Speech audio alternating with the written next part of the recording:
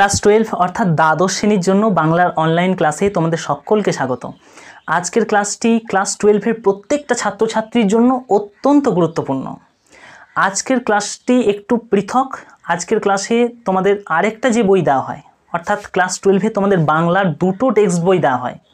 একটা টেক্সট বই তোমাদের গল্প, কবিতা এই টেক্সটগুলো থাকে, আরেকটা টেক্সট বই থাকে বাঙালির শিল্প, সাহিত্য, সংস্কৃতির ইতিহাস। আজকে আমি এই বইটা থেকেই ক্লাস করাতে চলেছি, সুতরাং আজকের ক্লাসটি অত্যন্ত মনোযোগ দিয়ে দেখো, আশা করি অনেকটা উপকৃত হবে। এখনই সাবস্ক্রাইব করে নাও বাংলা টিউটর ইউটিউব চ্যানেলকে। আমাদের দেওয়া নোটস, সাজেশনস এবং বিভিন্ন আলোচনামূলক ভিডিও নোটিফিকেশন সঠিক সময়ে পাওয়ার জন্য। প্রথমেই বলি, তোমাদের ক্লাস 12 দুটো পৃথক টেক্সট বই দেওয়া হয়। একটা বইয়ে গল্প, কবিতার টেক্সটগুলো থাকে, আর একটা বই যেটার নাম আছে দেখবে বাঙালির শিল্প, সাহিত্য, সংস্কৃতির ইতিহাস। আজকের এই ক্লাসের আলোচনা মূলত ওই বইটাকে কেন্দ্র করেই। বাঙালির শিল্প, সাহিত্য, সংস্কৃতির ইতিহাস এই বইটা তুমি যদি উল্টাও, সেখানে সূচিপত্রে তুমি যদি যাও, সেখানে দেখবে দুটো পরপর ভাগ আছে সূচিপত্রের মধ্যে। একটা ভাগে তোমাদের বাঙালির যে সিনেমার ইতিহাস, বাঙালির যে শিল্পচর্চার ইতিহাস, এইগুলো তোমাদের পড়তে হবে। আরেকটা ভাগ আছে নিচের দিকটা করে, সেখানে দেখবে ভাষা বলে একটা অংশ আছে। এই ভাষা অংশ নিয়েই আজকে আমাদের আলোচনা।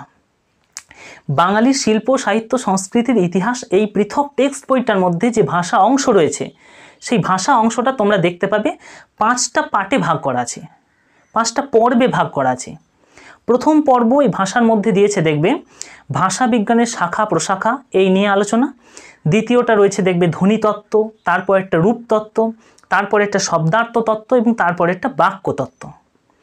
আমরা পরপর 5টা ক্লাস নেব এবং এই 5টা ভাগকে নিয়েই একদম ব্রিফলি, একদম বেশ ধরে ধরে আলোচনা করব। ঠিক আছে, আজকের ক্লাসটা প্রথম ভাগটা, অর্থাৎ ভাষা বিজ্ঞান কী, ভাষা বিজ্ঞানের শাখা প্রশাখা, এই নিয়েই আলোচনা। দেখো, এতদিন পর্যন্ত তোমরা বাংলার যে গ্রামার পড়ে এসেছো, সেইটা মূলত ব্যাকরণ, গ্রামার। ঠিক আছে, ক্লাস 9 বলো, 10 বলো, 8 বলো, তোমরা বাংলার গ্রামার পড়ে এসেছো এতদিন পর্যন্ত। ক্লাস 11-এ তোমরা কিছুটা হলেও ভাষা তত্ত্ব অর্থাৎ ফিলোলজি পড়েছো। ক্লাস 12-এ এসে এই প্রথম তোমরা ভাষা বিজ্ঞান পড়তে চলেছো, যেটাকে ইংরেজিতে বলে লিঙ্গুইস্টিক্স। এর আগে সেভাবে তোমরা লিঙ্গুইস্টিক্স বা ভাষা বিজ্ঞান সম্পর্কে পরিচিত নও বা পড়োনি। তাই এইটা প্রথমেই তোমাদের একটা কষ্টের মনে হবে যে ভাষাবিজ্ঞান বিষয়টা কি, খায় না মাকে। এই জন্যই আজকের এই ক্লাসটি নেওয়া। একদম ব্রিফলি আলোচনা করব। দেখো, ভাষা বিজ্ঞান বা গ্রামারের আলোচনা মূলত বোঝার বিষয়। তোমার মাথায় যদি এই বিষয়টা পুরোপুরি ঢুকে যায়, তাহলে আমার মনে হয় এটা বুঝতে খুব সুবিধা হবে। অনেকেই আছো যে এই অংশগুলো বোঝাটাকে এড়িয়ে যাও, যে ভাষাবিজ্ঞান সেভাবে অনেক টিচারও আছে বোঝায় না, পড়াই না। তারা জাস্ট দুটো প্রশ্ন, এই এবছর এটা পড়েছে, ওই বছর ওইটা পড়বে, এরকম করে সাজেশন বানিয়ে তারা এড়িয়ে যায়। কিন্তু আমি এই জিনিসটাকে বোঝাতে চেষ্টা করছি যে ভাষাবিজ্ঞান কি, এটার একটা ধারণা তোমাদের দরকার। পরপর 5টা ক্লাস নেব তোমাদের এই ভাষা অংশটা থেকে পরপর, অর্থাৎ আজকের ক্লাসটা ভাষাবিজ্ঞান কি, শাখা পোশাখা নিয়ে, পরেরটা হবে ধ্বনিতত্ত্ব নিয়ে, এইভাবে সব ক্লাস নেব এবং নোটস সব কিছু দিয়ে দেবো। কোনো চিন্তা নেই। আগে তোমরা এই ভাষাবিজ্ঞানের যে বেসটা, অর্থাৎ একটা বাড়ির প্রথম যে ঢালাইটা, সেইটা তৈরি করতে হবে। না হলেই কিন্তু তুমি একদম ভেঙে পড়বে। অর্থাৎ তুমি একেবারেই ভাষাবিজ্ঞান বুঝতে গেলে বা কিছু নোট মুখস্থ করলে তুমি কিন্তু সমস্যায় পড়ে যাবে, তুমি জিনিসটা বুঝলেই না তো। ঠিক আছে, আজকে সেই কাজটা আমি করে দিচ্ছি। ভাষা বিজ্ঞান বিষয়টা কি, এইটা নিয়ে আলোচনা শুরু করার আগে আমাদের প্রথম যে জিনিসটা বুঝতে হবে সেটা হচ্ছে ভাষা কি। তোমরা অনেকেই হয়তো জানো ভাষা কাকে বলে। আমি সেই একদম ব্রিফ সংজ্ঞায় যাব না, আমি জাস্ট বোঝাবো। আজকের ক্লাসটা পুরোটাই বোঝানোর ক্লাস। পুরো বেসটাকে ক্লিয়ার করে দেব, যে ভাষা বিজ্ঞানের যে বেস, যে ঢালাইটা তোমার দরকার, যেটার ওপর তোমার এই ভাষা বিজ্ঞানের আলোচনা উঠবে, সেটাই যদি মজবুত না হয়, তাহলে তুমি শুধু দুটো নোট পড়লে তোমার কিন্তু এই আলোচনা ভেঙে পড়বে। সুতরাং আজকে এটাই করব। দেখো, ভাষা কি, ভাষার একটা খুব সুন্দর সংজ্ঞা যদি বলতে হয় একদম বোঝানোর মতো, সেটা বলতে হবে যে মানুষ তার বাকযন্ত্রের সাহায্যে বায়ুস্তরে শোনার মতো যদি কোনো আওয়াজ তৈরি করে, সেটাকে বলা হয় ভাষা। এখানে তোমাদের মনে প্রশ্ন আসবে যে মানুষ তার বাকযন্ত্রের সাহায্যে শোনার মতো যে আওয়াজ তৈরি করে, সেটা তো হচ্ছে ভাষা। তাহলে আমি যদি বলি পাখির আওয়াজ বা দুটো লোহার টুকরোতে আমি আওয়াজ করলাম, সেই আওয়াজটা, এগুলো কি ভাষা হবে? এগুলো তো আওয়াজ, সাউন্ড। এখানে এই যে বললাম সাউন্ড, এই যে লোহার ঘর্ষণ, পাখির ডাক, জাস্ট সাউন্ড। কিন্তু ভাষা হচ্ছে মানুষই পারে, মানুষ তার বাকযন্ত্র, অর্থাৎ এই গলা, জিহ্বা, দাঁত, নাক, তোমরা পড়েছো, এইগুলো সব বাকযন্ত্রের অঙ্গ প্রত্যঙ্গ। এইগুলোকে কাজে লাগিয়ে মানুষ যে কথা বলে, বায়ুস্তরে একটা আওয়াজ তৈরি করে, এই আওয়াজটি হচ্ছে ভাষা। অর্থাৎ একমাত্র মানুষ পারে এই স্পেশাল আওয়াজটাকে বের করতে। ঠিক আছে, এটি হচ্ছে ভাষা, যেটাকে ইংরাজিতে বলা হয় ফোনস। অর্থাৎ লোহায় লোহায় আওয়াজ, পাখির আওয়াজ, একটা বাস চলে গেল, বাসের হর্ন, এগুলো জাস্ট সাউন্ড, শুধু আওয়াজ। এই আওয়াজটা কিন্তু ভাষা হবে না। মানুষ তার মুখের সাহায্যে যে আওয়াজটা করতে পারে সেটা ভাষা হবে বা ফোনস হবে। এরপর আমাদের যেটা বুঝতে হবে যে মানুষ এই ভাষা কেন তৈরি করে, অর্থাৎ কি প্রয়োজন আছে যে মানুষ এই স্পেশাল আওয়াজটা তৈরি করে, কেন করে? কিছু তো একটা প্রয়োজন আছে, কোনো একটা তো কাজে লাগে এই স্পেশাল আওয়াজটা। অর্থাৎ মানুষ তার বাকযন্ত্রকে কাজে লাগিয়ে একটা আওয়াজ তৈরি করলো, যে আওয়াজটা অন্য কেউ শুনতে পাচ্ছে, শোনার মতো আওয়াজ। সেই আওয়াজটা তৈরি করে মানুষের লাভ কি হয় বলি। প্রথমেই দেখো, মানুষ ভাষা তৈরি করে এই কারণে টু বি কমিউনিকেট, অর্থাৎ একে অপরের সাথে মনের ভাবের আদান প্রদান করার জন্য। আমি যে কথা বলছি, তোমরা শুনছো, তোমরা শুনে আমার কথাটাকে বুঝতে পারছো, এইটাই তো ভাষার কাজ। কমিউনিকেট করলাম, আমি যে কথা বলছি তুমি শুনলে, তুমি বুঝে নিলে, ভাষাতত্ত্বের আলোচনা বুঝছো, এইভাবে কমিউনিকেট করা। অর্থাৎ আমার মনের যে ভাব, ভাষা বিজ্ঞান সংক্রান্ত, এইটা আমি তোমার কাছে প্রকাশ করছি, এটা হচ্ছে ভাষার দ্বারা। এটাই ভাষার মূল কাজ, কমিউনিকেট করা, একের সাথে অপরের মনের ভাব যেন পৌঁছে যায়। প্রাচীনকালে যখন মানুষ কথা বলতে পারতো না, একবারই কিন্তু মানুষ ভাষার ব্যবহার করতে শেখেনি, অনেক সময় লেগেছে, হাজার হাজার বছর সময় লেগেছে এটা হওয়ার জন্য। তখন মানুষ তার মনে কোনো ভাব জন্মালে, ধরে নাও খিদে পেয়েছে, সে কী করতো? গুহার দেওয়ালে ছবি এঁকে প্রকাশ করত, কিংবা তোমরা পড়েছো যে গিঁট মেরে, এইভাবে, অর্থাৎ নানান রকম সংকেত করে, আকারে প্রকারে, অঙ্গ ভঙ্গিমার মাধ্যমে সে তার কথাকে প্রকাশ করত। কিন্তু ভাষা যখন থেকে এসেছে তখন মানুষ এই মুখের কথা বলেই তার যে মনের ভাব সেটাকে প্রকাশ করে। অর্থাৎ মনের ভাব প্রকাশ করার একটা অন্যতম মাধ্যম হলো ভাষা। ঠিক আছে, এরপর চলে আসি আমরা যে ভাষার ব্যবহারটা। দেখো, গ্রামারের আলোচনা, সেটা ভাষা তত্ত্বের আলোচনা হোক কিংবা ভাষা বিজ্ঞানের আলোচনা যেটা আমরা করছি, এই সব আলোচনার মূল বিষয় কিন্তু এই ভাষা। এরপর আমরা চলে আসবো, খুব সংক্ষেপে জেনে নেব একটা বিষয়, যে ভাষার মধ্যে কি কি থাকে। তোমরা অনেকেই জানো যে ভাষা কিভাবে তৈরি হয়, কিভাবে জেনারেট হয়। দেখো, একটা ভাষা আমি এখানে লিখে রেখেছি এই জন্য সুবিধার্থে, যে রাম বাড়ি যায়, এটা একটা পুরো একটা ভাষা বা একটা কথা। এই কথাটা দেখো এতগুলো স্টেপ পেরিয়ে তৈরি হয়েছে। স্টেপটা এই দিক থেকে এই দিকে যাচ্ছে, অর্থাৎ নিচের দিক থেকে উপরের দিকে যাচ্ছে। এইটা হলো ফার্স্ট স্টেপ, ধ্বনি। দ্বিতীয় স্টেপ হচ্ছে শব্দ। তৃতীয় স্টেপ হচ্ছে বাক্য। অর্থাৎ আমি যদি বলি যে রাম বাড়ি যায়, এই কথাটাকে তৈরি করতে আমাকে প্রথমে কতগুলো ধ্বনিকে চুজ করতে হবে, বাছতে হবে। কি ধ্বনি? র, আ, ম, ব, রস্ন র, এই পরপর কতগুলো ধ্বনিকে আমাকে নিতে হবে। তারপর নেওয়ার পর আমি ধ্বনিগুলোকে একজোট করব, তারপর তৈরি হবে শব্দ, অর্থাৎ রাম। র, আ, ম যোগ হয়ে গেল কি? এই ধ্বনিগুলো যোগ হয়ে হলো রাম। এই রামটা হচ্ছে শব্দ, অর্থাৎ কতগুলো ধ্বনি পাশাপাশি বসলো, হয়ে গেল শব্দ। রাম বাড়ি যায়, প্রত্যেকটা আলাদা আলাদা শব্দ। এই প্রত্যেকটা শব্দ এবার একসাথে বসে হয়ে গেল একটা বাক্য। এই বাক্যকে কাজে লাগিয়েই আমরা ভাষা তৈরি করলাম এবং কথা বললাম যে রাম বাড়ি যায়। তাহলে এখান থেকে আমরা কি বুঝতে পারছি না, ভাষার এই যে এটা ভাষা, রাম বাড়ি যায়, এর ক্ষুদ্রতম একক, সব থেকে ছোট একক, লোয়েস্ট ইউনিট, সেটা হচ্ছে ধ্বনি। এই ধ্বনি প্রথম স্টেপ। ধ্বনির পর আসে শব্দ, শব্দের পর বাক্য, বাক্য দিয়ে তৈরি হয় ভাষা। এইভাবে জেনারেট হয় ভাষা। ঠিক আছে, অর্থাৎ ভালো করে আরেকবার বুঝিয়ে দিই, মানুষ তার বাকযন্ত্রের সাহায্যে একটা আওয়াজ তৈরি করছে, সেটা হচ্ছে ভাষা। ঠিক আছে, কি প্রয়োজন না কমিউনিকেট করার জন্য, একে অপরের সাথে তার মনের ভাবকে আদান প্রদান করার জন্য এই ভাষা মানুষ তৈরি করতে পারে, শুধু মানুষই পারে। অর্থাৎ এই উদাহরণ পর্যন্ত আমরা এটা স্পষ্ট বুঝতে পারলাম যে মানুষ তার বাকযন্ত্রের সাহায্যে যখন কোনো ভাষা প্রয়োগ করে, অর্থাৎ তার মনের ভাবকে অপরের কাছে তুলে ধরে ভাষাকে মাধ্যম করে, তখন কি করে না প্রথম কিছু ধ্বনি, ফার্স্ট যে কাজটা হয় ধ্বনি থেকে সে শব্দে যায় এবং শব্দ থেকে সে বাক্যে যায় এবং দিয়ে সে একটা পুরোপুরি ভাষা তৈরি করে।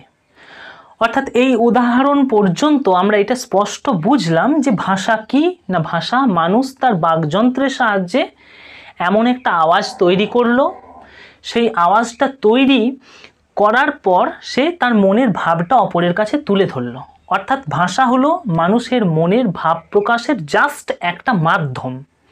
বেশ, এই মাধ্যমটাকে অর্থাৎ ভাষা এই মাধ্যমটাকে সে কিভাবে কাজে লাগালো না, এই রকম স্টেপ তৈরি করে। আমি যখনই বললাম রাম বাড়ি যায়, এইটা আমার ভাষা, এটা হয়ে গেল ভাষা। বেশ, এই ভাষাটাকে তৈরি করতে আমাকে প্রথম স্টেপে কিছু ধ্বনি বাছতে হয়েছিল। যদি আমি দেখি যে এই ভাষাটা তৈরি করতে কি কি স্টেপ আমাকে ফলো করতে হলো না, স্টেপ হচ্ছে ধ্বনি, তারপরে স্টেপে শব্দ, তারপর স্টেপে বাক্য। অর্থাৎ আমাকে ধ্বনি থেকে শব্দে, শব্দে থেকে বাক্যে, বাক্য থেকে ভাষা, এইভাবে যেতে হয়েছে। তারপর আমি এটা বলতে পারছি যে রাম বাড়ি যায়। ঠিক আছে, তাহলে ভালো করে যদি আমি বলি, তাহলে ভাষাকে ভাঙলে আমরা কি পাবো না, পাবো হচ্ছে বাক্য, তারপরে স্টেপে পাবো শব্দ, তারপরে স্টেপে পাবো ধ্বনি। ধ্বনি হচ্ছে সব থেকে ক্ষুদ্রতম একক আমাদের এই ভাষা ব্যবহারের, বা ভাষার সব থেকে ক্ষুদ্রতম একক হচ্ছে এই ধ্বনি। ঠিক আছে, এইটা আমরা বুঝতে পারলাম। বেশ, এরপর আমাদের ভাষা বিজ্ঞানের আলোচনায় এই ভাষা, এই ব্যাপারটা বুঝে কি লাভ। দেখো, আমরা যে এই স্টেপগুলোই যাচ্ছি, অর্থাৎ ধ্বনি থেকে শব্দ, শব্দ থেকে বাক্য, এইভাবে স্টেপগুলো পেরিয়ে যখন ভাষা তৈরি করছি, এই যে আমি এখন কথা বলছি, এই কথা বলাটার মধ্য দিয়ে কিন্তু আমি পরপর স্টেপগুলোতে যাচ্ছি। আমি বলছি, ধরে নাও যে আজকে ভাষাবিজ্ঞানের ক্লাস, আমি কথাটা বলার মধ্য দিয়ে কিন্তু এই ভাষাটা প্রয়োগের মধ্য দিয়ে আমি ধ্বনি থেকে শব্দ, শব্দ থেকে বাক্য এইভাবে গঠন করলাম, খুব দ্রুত গঠন করলাম, আমার মস্তিষ্ক খুব দ্রুত এটা গঠন করে নিল বলে হয়তো তোমরা এটা ধরতে পারলে না। বেশ, এখানে এটা কে করে না, ল্যাড বলে একটা মস্তিষ্কে আমাদের একটা অংশ আছে, যন্ত্র আছে, LAD ল্যাড। ঠিক আছে, ল্যাঙ্গুয়েজ অ্যাকুইজিশন ডিভাইস। এটা তোমরা পরে আমরা পড়বো, আমরা এই 12এই পড়বো। ঠিক আছে, যে ভাষা কিভাবে জেনারেট হয়, সঞ্জাত হয়। অর্থাৎ এই যে ধ্বনি থেকে শব্দ, শব্দ থেকে বাক্যের যে যাত্রাটা, অর্থাৎ ধ্বনি থেকে আমি শব্দে যাচ্ছি, ধ্বনি থেকে অনেক শব্দ তৈরি করে নিলাম, শব্দ থেকে বাক্য তৈরি করে নিলাম এবং অনেক কটা বাক্য বসিয়ে আমি একটা ভাষা পেয়ে গেলাম। এই যে জার্নিটা, এই যে যাত্রাটা, এর মধ্যে কোথাও যদি কোনো ভুল থাকে, অর্থাৎ এই পরপর স্টেপগুলোতে, সেইগুলো ধরিয়ে দেওয়ার জন্যই বা সেই ভুলটা খোঁজার জন্যই কিন্তু ভাষা বিজ্ঞানের উদ্ভব। দেখো, এই রাম বাড়ি যায়, এই কথাটার মধ্যে যদি কোনো ভুল থাকতো, সেটা আমরা খুঁজে পেতাম কিভাবে? যদি ধরুন কোনো এখানে ভুল থাকতো, অন্য কিছু বসানো থাকতো, ঠিক আছে, সেই ভুলটা আমরা ধরতে পারতাম গ্রামারের সাহায্যে, গ্রামারের রুলস, যে এর মধ্যে কী বাক্য প্রয়োগ হয়েছে। আমি যদি বলতাম রাম যায় বাড়ি, এরকম ধরো উল্টে দিলাম, ঠিক আছে, এখানে ধরে নিতাম যে বাক্যর এখানে যে প্যাটার্ন সেটাকে উল্টানো হয়েছে।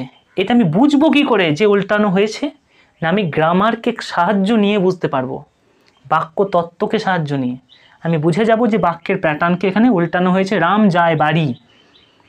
এই যে বুঝছি, এটাকে গ্রামারের সহায়তায় আমি বুঝছি। তার জন্য আমাকে গ্রামার শিখতে হবে, না হলে কিন্তু আমি এই ভুল, এই স্টেপের মধ্যে কোথাও যদি ভুল থাকে, সেই ভুলটাকে আমি ধরতে পারবো না। বেশ, এরপর আসি যে ভাষা তত্ত্ব কী। এই যে কথাটা রাম, এই কথাটা, এই যে শব্দটা কিভাবে এলো, এর জন্ম কোথা থেকে, ঠিক আছে, উৎপত্তি কোথা থেকে, এই নিয়ে আলোচনা করে হচ্ছে ভাষা তত্ত্ব, ফিলোলজি বলে ইংরাজিতে। অর্থাৎ এখানে স্পষ্ট আমি তিনটে জায়গার পার্থক্য করে দিচ্ছি। গ্রামার আলোচনা করে এর মধ্যে কোনো কিছু ত্রুটি ঘটলে সেটা, রাম এই কথাটার উৎপত্তি ইতিহাস নিয়ে আলোচনা করে ভাষা তত্ত্ব, এবং ভাষা বিজ্ঞান কী করে, এর মধ্যে কিছু যদি স্টেপ মিস থাকে, ভুল থাকে বা পরিবর্তন ঘটে, সেই পরিবর্তনটা কিভাবে ঘটলো সেটা খুঁজতে সাহায্য করে। এখান থেকে তাহলে স্পষ্ট পার্থক্য হয়ে গেল যে ব্যাকরণ আলাদা জিনিস, ভাষা তত্ত্ব আলাদা জিনিস, ভাষা বিজ্ঞান আলাদা জিনিস। এই তিনটেরই কিন্তু বাস্তব ভিত্তি আছে, ব্যাকরণেরও আছে, ভাষা তত্ত্বেরও আছে, ভাষা বিজ্ঞানেরও আছে। আমরা পড়বই ভাষা বিজ্ঞান নিয়ে, যে ভাষার মধ্যে কথা বলার মধ্যে যদি কোনো পরিবর্তন আসে, চেঞ্জ হয়, সেই চেঞ্জটা কিভাবে হলো সেটা ধরিয়ে দেওয়া হচ্ছে এই ভাষা বিজ্ঞানের কাজ। ঠিক আছে, সেই চেঞ্জটা কি হলো সেটা ধরিয়ে দেওয়া হচ্ছে গ্রামারের কাজ। কারণ এখানে যদি বলতাম রাম যায় বাড়ি, আমি কথাটাকে উল্টে দিলাম, এই যায়টাকে আগে নিয়ে এলাম, বাড়িটাকে পরে বসিয়ে দিলাম। এই যে চেঞ্জটা হলো এইটা ধরে দেওয়া হচ্ছে গ্রামারের কাজ। চেঞ্জটা কেন হলো সেটা ধরে দেওয়া হবে ভাষা বিজ্ঞানের কাজ। স্পষ্ট বুঝে নাও, তাহলে এই চেঞ্জটা ধরে দেওয়াটা হচ্ছে গ্রামারের কাজ, ব্যাকরণের কাজ। এই চেঞ্জটা কেন হলো সেইটাকে খোঁজা হচ্ছে এই ভাষা বিজ্ঞানের কাজ।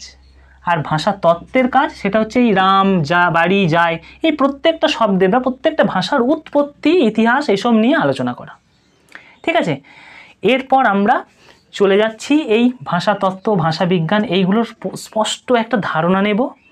তারপর ভাষা বিজ্ঞানের যে আলোচনা, ভাষা বিজ্ঞান কী, সংজ্ঞা কী, ভাষা বিজ্ঞানের পদ্ধতি কী, অর্থাৎ কীভাবেই খোঁজা যায় যে এই যে পরিবর্তনটা হলো, এটা কিভাবে খুঁজবে একজন ভাষা বিজ্ঞানী যিনি ভাষা নিয়ে পড়ছেন, রিসার্চ করছেন, গবেষণা করছেন, তিনি কিভাবে খুঁজবেন যে কেন এই পরিবর্তনটা হলো, কোন কোন পদ্ধতিতে, সেইগুলো নিয়ে আমরা আলোচনা করব, একদম থিওরিটিক্যাল আলোচনা করব। আমি আমার লেখা একটা অংশ থেকে পিডিএফ তুলে ধরব এবং স্লাইডের মতো করে করে তোমরা সেখান থেকে একটু জিনিসগুলোকে লিখে নেবে, কেউ স্ক্রিনশট করবে না।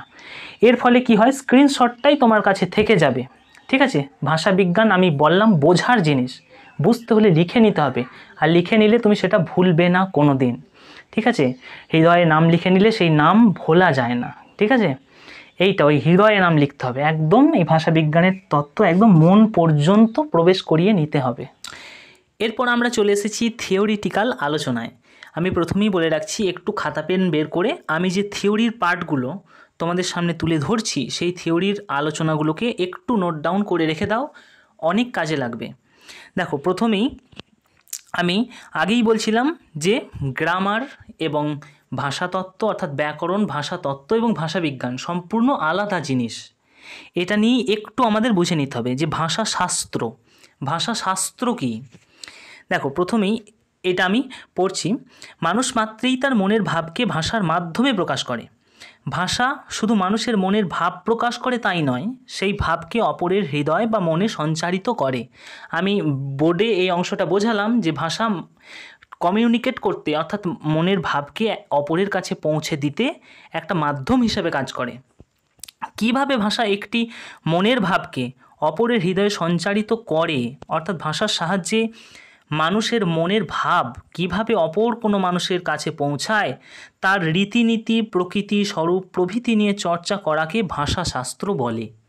অর্থাৎ ভাষা কিভাবে তৈরি হয়, ভাষা কিভাবে একের কাছ থেকে অপর মানুষের কাছে পৌঁছে যায় এবং ভাবের একটা মাধ্যম হয়ে ওঠে, এটা নিয়ে যে শাস্ত্র আলোচনা করে সেটাই হচ্ছে ভাষাশাস্ত্র।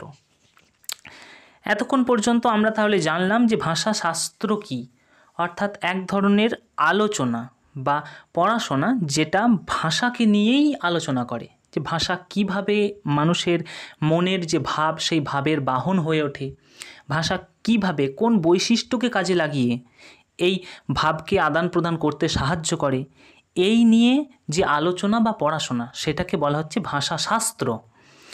এরপর দেখো, এখানে বলছি যে ভাষাশাস্ত্রের প্রকারভেদ।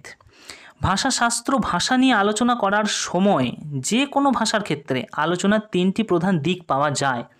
অর্থাৎ পৃথিবীর যে কোনো উন্নত ভাষার এই ভাষাশাস্ত্র আছে, অর্থাৎ পৃথিবীর যে কোনো উন্নত ভাষার যে রীতিনীতি, ভাষার যে বৈশিষ্ট্য, কিভাবে সেই ভাষাটা কাজ করছে, এই নিয়ে আলোচনা করার একটা দিক আছে, অর্থাৎ ভাষাশাস্ত্র আছে। হ্যাঁ, যেগুলো উন্নত ভাষা নয় দু একটি, সেগুলোর কিন্তু ভাষাশাস্ত্র নেই, ব্যাকরণ এরকম কিছুই নেই। ঠিক আছে, এরপর দেখো বলছি, এই তিনটি আলোচনার দিক হলো, অর্থাৎ ভাষাশাস্ত্র, ভাষা নিয়ে যে আলোচনা পড়াশোনা, ঠিক আছে, সেটা সাধারণত তিন রকম হয়ে থাকে। যে কোনো ভাষার ক্ষেত্রে এটা হয়, উন্নত ভাষার। 3 রকম কী কী? একটা হচ্ছে ভাষা তত্ত্ব বা বাগমীমাংসা, ইংরাজিতে যাকে বলছি ফিলোলজি। আরেকটা হচ্ছে ব্যাকরণ, ইংরাজিতে যাকে আমরা বলি গ্রামার। এই গ্রামার বা ব্যাকরণের সাথে আমরা খুব পরিচিত। আরেকটা যেটা আমরা পড়ব, ভাষা বিজ্ঞান, ইংরাজিতে যাকে বলে লিঙ্গুইস্টিক্স। এই 3টে, অর্থাৎ এই 3টে ভাবে ভাষা নিয়ে পড়াশোনা বা ভাষা নিয়ে আলোচনা করা যায়। এই 3টে যে দিক পেলাম, এই 3টেরই কিন্তু আলাদা আলাদা বৈশিষ্ট্য আছে, সেটাই আমরা জানব। অর্থাৎ এই ভাষা তত্ত্ব এবং ব্যাকরণ এবং ভাষা বিজ্ঞান 3টেই আলাদা, 3টেই ভাষা নিয়েই আলোচনা করে, কিন্তু 3টের আলোচনার গতি প্রকৃতি কিন্তু আলাদা। চলে আসছি, দেখো প্রথম আমরা যেটা চলে আসবো সেটা হচ্ছে ব্যাকরণ, ভাষাতত্ত্ব এবং ভাষা বিজ্ঞানের একটা আলোচনা। প্রথম ব্যাকরণ, গ্রামার। এই ব্যাকরণ বা গ্রামার মূলত ভাষার কোন দিকটা নিয়ে আলোচনা করে? দেখো, কোনো ভাষার প্রয়োগগত দিক নিয়ে আলোচনা করে এবং প্রয়োগ সংক্রান্ত নিয়ম নীতি প্রস্তুত করে, সেগুলিকে লিপিবদ্ধ করে। অর্থাৎ ভাষাকে আমরা কিভাবে কেমনভাবে ব্যবহার করব সেই দিকটি নিয়ে আলোচনা করে। আমি বোর্ডে যখন বোঝাচ্ছিলাম আমি বোঝালাম যে রাম ভাত খায়, এই যে কথাটা, ঠিক আছে, রাম ভাত খায়, এটাকে যদি উল্টে দিই রাম খায় ভাত, এই যে উল্টানোটা, এইটা যে ভুল হলো বা এটা যে একটু পরিবর্তিত হলো, এইটাকে ধরে দেওয়াটা হচ্ছে এই ব্যাকরণের কাজ। অর্থাৎ ভাষার প্রয়োগগত দিক, ভাষাটা যখন প্রয়োগ হলো, অ্যাপ্লাইড হলো, তখন তার মধ্যে কীরকম পরিবর্তন এলো বা কীভাবে সেটার প্রয়োগ হলো, এইগুলো তুলে ধরা, এটাই হচ্ছে ব্যাকরণ বা গ্রামারের কাজ। অর্থাৎ এক কথায় ভাষার মধ্যে কোনো ভুল ত্রুটিকে তুলে ধরা হচ্ছে গ্রামারের কাজ। ঠিক আছে, এরপর চলে আসছি ভাষা তত্ত্ব বা ফিলোলজি। এ কী কাজ করে? এও ভাষা নিয়েই চর্চা করে, এই আলোচনাটাও কী কাজ করে না, একটি ভাষার সংস্কৃতি বা বিবর্তনের ইতিহাস তুলে ধরার চেষ্টা করে। আমি বললাম যে রাম ভাত খায় বা রাম খায় ভাত, এই নিয়ে আলোচনা করাই ভাষা তত্ত্বের কাজ নয়। ভাষা তত্ত্ব কী করে না, এই কথাগুলোর ইতিহাস, কি করে একটা ভাষার জন্ম হচ্ছে, কী করে একটা ভাষার ক্রমবিবর্তন হচ্ছে। অর্থাৎ আমাদের আজ থেকে যদি 1000-2000 বছর আগের কথা বলি, তাহলে বাংলা ভাষা বা সংস্কৃত ভাষার কেমন রূপটা ছিল। ঠিক আছে, আজ থেকে 1000 বছর আগে বাংলা ভাষা জন্ম হয়নি, সংস্কৃত ভাষা ছিল প্রথম এবং প্রধান ভাষা ভারতে, বৈদিক ভাষা। সেই ভাষার রূপটা কেমন ছিল, এই ইতিহাসটা তুলে ধরা হচ্ছে এই ভাষা তত্ত্ব বা ফিলোলজির কাজ। তাহলে কি বললাম, একটি ভাষার সংস্কৃতি এবং বিবর্তনের যে ইতিহাস তুলে ধরার চেষ্টা করে। ভাষাতত্ত্বের আলোচনায় জীবন্ত এবং মৃত, অর্থাৎ যে প্রধান যে ভাষা এখন আর সেভাবে সক্রিয় নেই, সেই সমস্ত ভাষাই যেমন সংস্কৃত আলোচ্য বিষয় হয়ে ওঠে। তাহলে কি বললাম, ভাষাতত্ত্বের আলোচনার মূল কাজ হচ্ছে ভাষার ক্রমবিবর্তনের ইতিহাসটা আলোচনা করা। একটা ভাষা কিভাবে উদ্ভব হলো, অর্থাৎ একটা ভাষা কিভাবে তৈরি হলো, এই নিয়েই আলোচনা করে এই ভাষাতত্ত্ব। আর ব্যাকরণ, একটু আগেই বললাম ব্যাকরণের কাজ হচ্ছে একটা ভাষার প্রয়োগ হলো, একটা কথা আমি বললাম, সেই কথাটা ঠিক বলা হলো না ভুল বলা হলো, এই দিকটা তুলে ধরে। এরপর চলে আসি ভাষা বিজ্ঞান, যেটা নিয়ে আমাদের আলোচনা। এই ভাষা বিজ্ঞান কী কাজ করে? একটি সক্রিয় বা জীবন্ত ভাষার, মৃত ভাষা নয়, অর্থাৎ সংস্কৃতের মতো যে ভাষার আর ব্যবহার এখন নেই, এই ধরনের ভাষা। এবার তোমরা বলে সংস্কৃত ভাষার ব্যবহার কি নেই, আমরা তো পড়ছি, তা নয়। সংস্কৃত ভাষার আর মুখের কথা বলা হয় না। সংস্কৃত ভাষায় কি আর কেউ কথা বলে? কেউ বলে না। তাই এই ভাষাটা হচ্ছে মৃত ভাষা, শুধু লেখার ভাষা। মুখের ভাষা হিসেবে সংস্কৃত আর নেই, তাইকে মৃত ভাষা ধরছি। এইখানে ভাষা বিজ্ঞানে দেখো সংজ্ঞাটা স্পষ্ট, একটি সক্রিয় বা জীবন্ত ভাষার গঠন, অর্থাৎ যে ভাষাটা এখনও চলছে, যে ভাষায় এখনও মানুষ কথা বলে, যেমন বাংলা ভাষা, হিন্দি ভাষা, এই ধরনের জীবন্ত ভাষার ক্রিয়া, গঠন প্রভৃতি বিশ্লেষণের মধ্য দিয়ে গভীর কোনো অর্থ সম্পদ আবিষ্কার করে। অর্থাৎ অন্যভাবে বলতে গেলে ভাষাবিজ্ঞান বৈজ্ঞানিক পদ্ধতিতে, অর্থাৎ বিজ্ঞানের দৃষ্টিভঙ্গিতে এক বা একাধিক ভাষার বিভিন্ন উপকরণ থেকে তথ্য সংগ্রহ করে, সেগুলিকে সংশোধন করে, পরিমার্জন করে এবং বিজ্ঞানের মতোই নতুন নতুন তথ্য বা তত্ত্ব আবিষ্কার করে। ঠিক আছে, অর্থাৎ ভাষা বিজ্ঞান কী করে? বিজ্ঞানের মতোই আবিষ্কার। বিজ্ঞান যেমন নতুন কিছু আবিষ্কার করে, তেমনই ভাষা বিজ্ঞানও ভাষার মধ্যে নতুন কিছুকে আবিষ্কার করে। অর্থাৎ একটা ভাষার মধ্যে ধরে নাও নতুন কোনো পরিবর্তন এলো কোনো অঞ্চলের জন্য, ধরে নাও এই পশ্চিমবঙ্গের মধ্যেই বাঁকুড়ার ভাষা একটু অন্যরকম, এই বাঁকুড়ার ভাষাটা একটু অন্যরকম এইটা বুঝতে সাহায্য করে বা এটা খুঁজতে সাহায্য করেছে এই ভাষাবিজ্ঞান, যে আমাদের এই কলকাতা বা এই অঞ্চলের ভাষার থেকে বাঁকুড়ার ভাষাটাই একটু পৃথক, সেটা বুঝতে বা জানতে বা এই পৃথকটা খুঁজতে সাহায্য করেছে এই ভাষা বিজ্ঞান। ঠিক আছে, বিজ্ঞান যেমন আবিষ্কার করে তেমনি ওই ভাষা বিজ্ঞান আবিষ্কার করে ফেলেছে যে বাঁকুড়ার ভাষাটা একটু অন্য।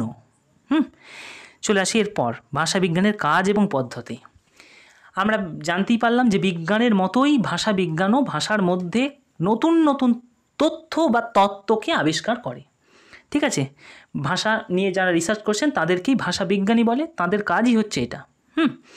এরপর ভাষা বিজ্ঞানের কাজ বা পদ্ধতি। দেখো, ভাষা বিজ্ঞান বিভিন্ন পদ্ধতিতে ভাষা সম্পর্কে নতুন নতুন তত্ত্ব আবিষ্কার করে। বিভিন্ন পদ্ধতিতে, ভাষা বিজ্ঞানের কোনো নির্দিষ্ট একটা পদ্ধতি নেই, নানান রকমভাবে সে এই তত্ত্বগুলোকে তুলে আনে বা আবিষ্কার করে। একজন বিজ্ঞানী যেমন বিভিন্ন বস্তু নিয়ে গবেষণা করে দিয়ে নতুন নতুন তথ্য বা তত্ত্ব আবিষ্কার করে, নতুন নতুন বস্তু আবিষ্কার করে, ঠিক তেমনই একজন ভাষাবিজ্ঞানী তিনিও বৈজ্ঞানিক পদ্ধতিতে 8টি ধাপ, পরপর ধাপগুলো 8টা ধাপে এই ভাষা সম্পর্কে নতুন তথ্য আবিষ্কার করে আনতে পারে। এই জায়গাটা খুব গুরুত্বপূর্ণ যে ভাষাবিজ্ঞানের পদ্ধতি, তোমরা এগুলো পুরো নোট ডাউন করবে খাতায়। ঠিক আছে, এগুলো একটু ভালো লেভেলের আলোচনা। ঠিক আছে, অর্থাৎ কি বললাম যে ভাষা বিজ্ঞানী যিনি ভাষা নিয়ে রিসার্চ করছেন, গবেষণা করছেন, তিনি 8টি ধাপ বা 8টা পথে তিনি ভাষা সম্পর্কে নতুন কোনো তথ্যকে, যেটা আগে জানা ছিল না সেই রকম নতুন তথ্য নিয়ে আসতে পারেন। কীরকম সে 8টি ধাপ? প্রথম ধাপে একজন ভাষাবিজ্ঞানী তথ্য সংগ্রহ করে ডাটা কালেকশন করে। ঠিক আছে, প্রথম ধাপে একজন ভাষাবিজ্ঞানী তার কাজ কী হবে? কোনো এক বিশেষ অঞ্চলের ভাষার মধ্যে নতুন কোনো পরিবর্তন দেখা দিলে, এই যে আমি বললাম যে পশ্চিমবঙ্গের মধ্যে বাঁকুড়ার ভাষাটা একটু অন্যরকম, তাই এই যে ভাষাটা একটু অন্যরকম সেটাকে থেকে প্রথম ডাটা বা সলিড তথ্য তুলে আনে, অর্থাৎ মানুষের মুখের ভাষাকে সে তুলে আনে। ঠিক আছে, বেশ। তারপর দ্বিতীয় ধাপে একজন ভাষাবিজ্ঞানী সেই প্রাপ্ত তথ্যকে ধরে রাখার চেষ্টা করে বিভিন্ন যান্ত্রিক উপায়ে, রেকর্ডিং, পিকচার, ভিডিওগ্রাফি প্রভৃতির মাধ্যমে। অর্থাৎ এই যে বললাম বাঁকুড়ার অঞ্চলের ভাষাটা একটু অন্য পশ্চিমবঙ্গের মধ্যে, সেই ভাষাটা যে পৃথক এটাকে বুঝতে হবে তো ভালো করে, তার জন্য এই ভাষাটাকে তুলে আনতে হবে মানুষের মুখ থেকে, একদম মানুষ কিভাবে কথা বলছে বাঁকুড়ার মানুষ, সেইটাকে তুলে আনার জন্য একজন ভাষাবিজ্ঞানী কী করেন? রেকর্ডিং যন্ত্রের সাহায্যে, ভিডিওগ্রাফির সাহায্যে তিনি ওই কথাকে একদম সলিডভাবে, একদম নিরেট সেই মুখের ভাষাটাকে তুলে আনেন। অর্থাৎ প্রথম ধাপে ডাটা কালেকশন, দ্বিতীয় ধাপে বিভিন্ন যান্ত্রিক উপায়ে সেই ডাটাটাকে তুলে আনেন, সংগ্রহ করে রাখেন যাতে তিনি ভুলে না যান। ঠিক আছে, হারিয়ে না যায়। তৃতীয় ধাপে একজন ভাষাবিজ্ঞানী সেই প্রাপ্ত বা সংগৃহীত তথ্যের বর্ণনা করে, ইংরাজিতে একে বলা হয় অবজেক্টিভ ডিসক্রিপশন। তৃতীয় ধাপে কি করেন একজন ভাষাবিজ্ঞানী? এই যে ভাষাটা তিনি রেকর্ডিং করে মানুষের মুখের ভাষা থেকে একদম তুলে আনলেন, সেটাকে এবার তিনি একটু বিচার বিশ্লেষণ করতে বসেন যে আমাদের প্রচলিত কলকাতার বা বর্ধমানের বা হুগলির ভাষার থেকে এই বাঁকুড়ার ভাষাটা কোথায় আলাদা। ঠিক আছে, এইটা অর্থাৎ রাঢ়ী উপভাষার থেকে বাঁকুড়ার ভাষা কিভাবে আলাদা সেটা তিনি খুঁজতে বসেন, এটাকে বলা হয় অবজেক্টিভ ডিসক্রিপশন। এরপর চতুর্থ ধাপে একজন ভাষাবিজ্ঞানী বর্ণনার মধ্য দিয়ে সেই প্রাপ্ত তথ্যের পর্যবেক্ষণ করেন, ইংরাজিতে যাকে বলা হয় অ্যানালাইসিস। অর্থাৎ এই জায়গাটা তিনি করেন। ঠিক আছে, অ্যানালাইসিস করেন, অর্থাৎ কোন কোন জায়গায় পার্থক্য তৈরি হয়েছে, এই বাঁকুড়ার ভাষা পৃথক কোন কোন জায়গায়, কি কি বৈশিষ্ট্য, সেটা তিনি একটু বোঝার চেষ্টা করেন। পঞ্চম ধাপে এসে একজন ভাষাবিজ্ঞানী প্রাপ্ত তথ্যগুলিকে সরলীকরণ করেন বা সাধারণীকরণ করেন, ইংরাজিতে যাকে বলা হয় জেনারেলাইজেশন।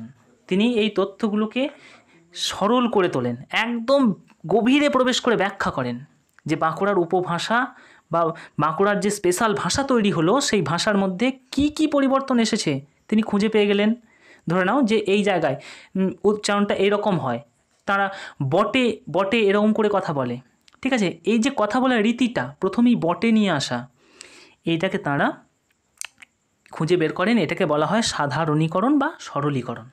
ঠিক আছে, ষষ্ঠ ধাপে একজন ভাষাবিজ্ঞানী অনুমানকে কাজে লাগান এবং এই ভাষার ভবিষ্যৎ সম্পর্কে তার মতামত প্রয়োগ করেন, এটাকে বলা হয় হাইপোথিসিস। অর্থাৎ অনুমান বা প্রকল্পকে কাজে লাগান, এবং এই ভাষার পরিবর্তনটা আর কোন দিকে যেতে পারে, অর্থাৎ বাঁকুড়া যে একটা পৃথক ভাষা হয়ে যেতে পারে কোনো এক সময়, বা বাঁকুড়ার ভাষা যে একসময় পৃথক একটা উপভাষার মর্যাদা লাভ করতে পারে, এইটা তিনি অনুমানের সাহায্যে বুঝতে পারেন। এরপর সপ্তম ধাপে এসে একজন ভাষাবিজ্ঞানী তার অনুমানকে পরীক্ষা করার জন্য যাচাই করেন এবং তার সত্যতা প্রমাণ করেন। সেটাকে বলা হয় ভেরিফাই মেথড। ঠিক আছে, ভেরিফাই করেন, তিনি সেটাকে যাচাই করেন যে তিনি যেটা মত দিচ্ছেন যে বাঁকুড়ার ভাষা এক সময় উপভাষায় পরিণত হবে বা হতে চলেছে, সেই মতটাকে তিনি যাচাই করে নেন। তারপর অষ্টম ধাপে এসে একজন ভাষাবিজ্ঞানী তার সমস্ত মতামতকে একত্রিত করেন এবং একটা ভাষা সূত্র তৈরি করেন, যেটি তার নতুন আবিষ্কার হয়ে যায়, যেটিকে ইংরেজিতে বলা হয় লিঙ্গুইস্টিক্স ল মেথড বা লিঙ্গুইস্টিক সূত্র আবিষ্কার। এরপর শেষ ধাপে এসে তিনি একটা তার সিদ্ধান্ত জানিয়ে দেন যে বাঁকুড়ার ভাষা আমাদের প্রচলিত রাঢ় যে উপভাষা, রাঢ়ী উপভাষা, তার থেকে কোথায় কোথায় আলাদা হলো, কেন হলো, এবং সেখান থেকে কী সূত্র বেরোলো, কী নতুন আবিষ্কার হলো, সেটা তিনি জানিয়ে দেন। অর্থাৎ এখানে মনে রাখবে যে এই 8টা ধাপে একজন ভাষাবিজ্ঞানী একদম বাস্তব ফিল্ড থেকে, মানুষের মুখের কথা থেকে কিভাবে তিনি সূত্র আকারে একটা ভাষার সূত্র বা নতুন তথ্যকে আবিষ্কার করে আনতে পারেন। ভাষাবিজ্ঞান কি, ভাষাবিজ্ঞানের কাজ কি, ভাষাবিজ্ঞানী কিভাবে কাজ করেন, সবই বললাম। এরপর ভাষাবিজ্ঞানের শাখা। দেখো, ভাষাবিদ ডক্টর সুকুমার সেন, তিনি উল্লেখযোগ্য একজন ভাষাবিদ আমাদের এই ভারতবর্ষের। তাঁর মতে ভাষাবিজ্ঞানের প্রধান দৃষ্টিভঙ্গি অনুযায়ী শাখা হচ্ছে 3টে। তিনি মনে করেন যে ভাষাবিজ্ঞানের শাখা হওয়া উচিত 3টে। কী কী? বর্ণনামূলক ভাষাবিজ্ঞান, ডেসক্রিপটিভ লিঙ্গুইস্টিক্স। 2 নম্বর ঐতিহাসিক ভাষাবিজ্ঞান, হিস্টোরিক্যাল বা ক্রোনোলজিক্যাল লিঙ্গুইস্টিক্স। আর একটা হচ্ছে তুলনামূলক ভাষাবিজ্ঞান, যেটাকে বলা হয় কম্পারেটিভ লিঙ্গুইস্টিক্স। অর্থাৎ ডক্টর সুকুমার সেন তিনি মনে করছেন যে ভাষা বিজ্ঞানের এই 3টে প্রধান শাখা। ঠিক আছে, এরপর চলে আসি আরেকজন ভাষাবিদ ডক্টর রামেশ্বর শ। তার মতটাই সব থেকে উল্লেখযোগ্য। ঠিক আছে, তার মত অনুসারে ভাষাবিজ্ঞান দৃষ্টিভঙ্গিগত এবং পদ্ধতিগত দিক থেকে 3টি শাখায় বিভক্ত। কী কী? তার মতে ভাষাবিজ্ঞান দৃষ্টিভঙ্গিগত দিক থেকে 2টো শাখা। কী কী? একটা হচ্ছে বর্ণনামূলক ভাষাবিজ্ঞান, ডেসক্রিপটিভ লিঙ্গুইস্টিক্স, একটা ঐতিহাসিক ভাষাবিজ্ঞান বা ক্রোনোলজিক্যাল লিঙ্গুইস্টিক্স। অর্থাৎ আমাদের ভাষাবিদ সুকুমার সেন তিনি যেটা 3টে বলে দিয়েছিলেন, এই 3টেকেই রামেশ্বর শ বলছেন, কিন্তু তিনি ভাগটাকে অন্যভাবে করছেন। তিনি 2টোকে রাখছেন দৃষ্টিভঙ্গিগত আর একটাকে রাখছেন পদ্ধতিগত। দৃষ্টিভঙ্গিগত 2টো, বর্ণনামূলক ভাষাবিজ্ঞান, ডেসক্রিপটিভ লিঙ্গুইস্টিক্স, একটা ঐতিহাসিক ভাষাবিজ্ঞান, ক্রোনোলজিক্যাল লিঙ্গুইস্টিক্স। আর তিনি মনে করছেন, অর্থাৎ রামেশ্বর শ, তিনি মনে করছেন যে পদ্ধতিগত অনুসারে ভাষাবিজ্ঞানের আরেকটা শাখা, সেটা হচ্ছে তুলনামূলক ভাষাবিজ্ঞান। ঠিক আছে, কম্পারেটিভ লিঙ্গুইস্টিক্স। এছাড়াও আধুনিক কালে, অর্থাৎ একদম বর্তমানে, খুব হালেই ভাষাবিজ্ঞানের আরও নতুন শাখার উদ্ভাবন একটি ঘটেছে, সেটি হচ্ছে অ্যাপ্লাইড লিঙ্গুইস্টিক্স বা ফলিত ভাষাবিজ্ঞান। অর্থাৎ এই 3টে শাখা কিন্তু পেলাম, যে ভাষাবিজ্ঞানের মূল 3টে শাখা কী কী? তোমাকে বলতে হবে ঐতিহাসিক ভাষাবিজ্ঞান, বর্ণনামূলক ভাষাবিজ্ঞান এবং তুলনামূলক ভাষাবিজ্ঞান। এছাড়াও বর্তমানে একটি শাখা এসেছে, সেটি হচ্ছে ফলিত ভাষাবিজ্ঞান। ঠিক আছে, এটা অপ্রধান। বেশ, এরপর চলে আসি ভাষাবিজ্ঞানের প্রধান এই 3টি শাখার পরিচয়। এই 3টে যে শাখা পেলাম, সেই 3টে শাখা কি কি বিষয় নিয়ে আলোচনা করে, চলে আসি তাতে। ঐতিহাসিক ভাষাবিজ্ঞান, হিস্টোরিক্যাল বা ক্রোনোলজিক্যাল লিঙ্গুইস্টিক্স, এই শাখাটা ভাষাবিজ্ঞানের কী নিয়ে আলোচনা করে? ঐতিহাসিক ভাষাবিজ্ঞান একাধিক ভাষার মধ্যে ধারাবাহিক রূপান্তর, সময়ের সাথে ভাষার রূপান্তর প্রভৃতি বিষয় নিয়ে আলোচনা করে। শুধু তাই নয়, কি কি কালগত রূপান্তর, কি কি কারণে সেই রূপান্তর হলো, এবং ভাষার মধ্যে ধ্বনি পরিবর্তনের যে ঐতিহাসিক দিকগুলি, সেগুলি নিয়ে আলোচনা করে এই হিস্টোরিক্যাল লিঙ্গুইস্টিক্স। ঠিক আছে, যে ভাষার মধ্যে ইতিহাসগত যে রূপান্তর, সেটা তুলে ধরে। চলে আসি পরে বর্ণনামূলক ভাষাবিজ্ঞান, ডিসক্রিপটিভ লিঙ্গুইস্টিক্স কী করে? বর্ণনামূলক ভাষাবিজ্ঞানের সূত্রপাত ঘটে 19 শতকের গোড়ার দিকে ইউরোপে। এটা মনে রাখবে, যে ভাষার কোনো অতীত নিদর্শন পাওয়া যায় না বা ইতিহাস জানা নেই, সেই ভাষার আলোচনার জন্য এই বর্ণনামূলক ভাষাবিজ্ঞানের উদ্ভব। বর্ণনামূলক ভাষাবিজ্ঞান কোনো একটি প্রচলিত বা জীবন্ত ভাষার গঠন রীতি নিয়ে আলোচনা করে। অর্থাৎ ভাষার স্ট্রাকচারটা কেমন হবে, কথা বলার যে স্ট্রাকচার, সেটা কেমন হবে, সেইটা নিয়েই আলোচনা করে। যে ভাষার কোনো ইতিহাস নেই, ঠিক আছে, সেই রকম ভাষার বিশেষত বলছে। দেখো এই আলোচনা অর্থাৎ বর্ণনামূলক ভাষাবিজ্ঞানে ডেসক্রিপটিভ লিঙ্গুইস্টিক্সের আলোচনা সাধারণত 5 রকমভাবে হয়ে থাকে। কীরকম? এই 5 রকম: ধ্বনি বিজ্ঞানের আলোচনা, যেটাকে বলা হয় ফোনেটিক্স; ধ্বনি তত্ত্বের আলোচনা ফোনোলজি; রূপতত্ত্বের আলোচনা মরফোলজি; বাক্যতত্ত্ব সাইনট্যাক্স এবং শব্দার্থ তত্ত্ব সিম্যান্টিক্স। এই 5 রকমভাবে বর্ণনামূলক ভাষাবিজ্ঞান আলোচনা করে। চলে আসি এরপর তুলনামূলক ভাষাবিজ্ঞান কম্পারেটিভ লিঙ্গুইস্টিক্স। এটা খুব বড় আলোচনা। চলে আসি, তুলনামূলক ভাষাবিজ্ঞানের প্রথম সূত্রপাত করেন উইলিয়াম জোন্স। এটা পরীক্ষায় খুব পড়ে, 1786 খ্রিস্টাব্দে।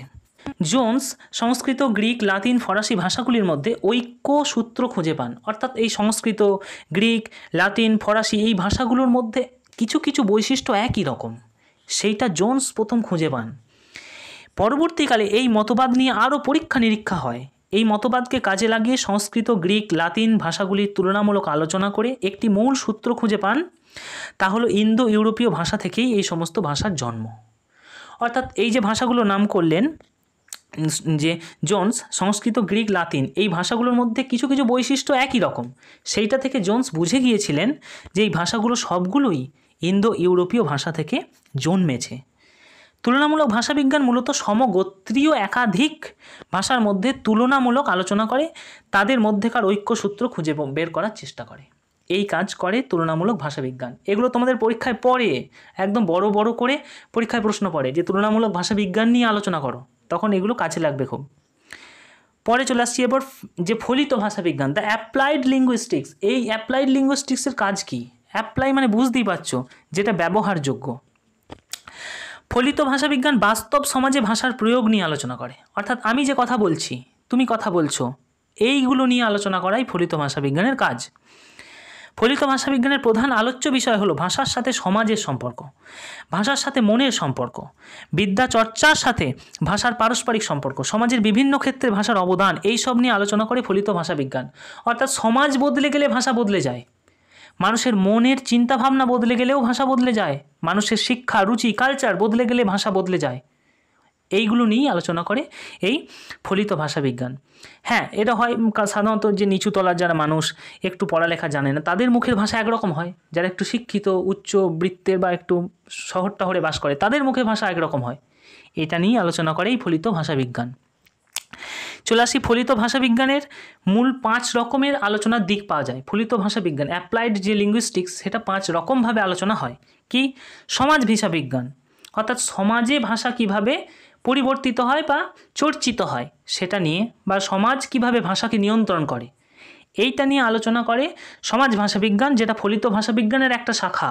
পরীক্ষায় পড়ে যে ফলিত ভাষাবিজ্ঞানের শাখাগুলোর নাম বলো, তোমাকে বলতে হবে সমাজ ভাষাবিজ্ঞান, সোশিও লিঙ্গুইস্টিক্স, শৈলী বিজ্ঞান স্টাইলিস্টিক, মনোভাষাবিজ্ঞান সাইকো লিঙ্গুইস্টিক্স, স্নায়ু ভাষাবিজ্ঞান নিউরো লিঙ্গুইস্টিক্স, নৃভাষাবিজ্ঞান অ্যানথ্রোপো লিঙ্গুইস্টিক্স, এগুলোকে বলতে হবে। ঠিক আছে, যে ফলিত ভাষাবিজ্ঞানের এই 5টি শাখা মূলত, আরও আছে। এছাড়াও ফলিত ভাষাবিজ্ঞানের আরও কিছু শাখা অপ্রধান যেগুলো পাওয়া যায়: অভিধান বিজ্ঞান, লেক্সিকোগ্রাফি, লিপি বিজ্ঞান, গ্রাফিক্স, উপভাষাবিজ্ঞান, ডায়ালেক্টোলজি। ঠিক আছে, এই হয়ে গেল আমাদের মোটামুটি ভাষাবিজ্ঞানের একটা প্রথম প্রাথমিক আলোচনা এবং তার ক্লাস। যাদের এই আলোচনা ভালো লাগলো অবশ্যই একটি লাইক করবে এবং অবশ্যই কমেন্ট করে জানাতে ভুলবে না যে কেমন লাগলো এবং তুমি কোন জেলা থেকে এই ভিডিও দেখছো। যারা এই ভিডিওটিকে চাইছো বন্ধুদের মধ্যে শেয়ার করবো, অবশ্যই করতে পারো, মাস্ট যেন শেয়ার করবে, এবং যারা নতুন চ্যানেলটিকে সাবস্ক্রাইব করবে। এই ধরনের ভাষাবিজ্ঞানের ক্লাস খুব কমই আছে ইউটিউবে। ঠিক আছে, সুতরাং একটু ভিডিওটাকে শেয়ার করবে।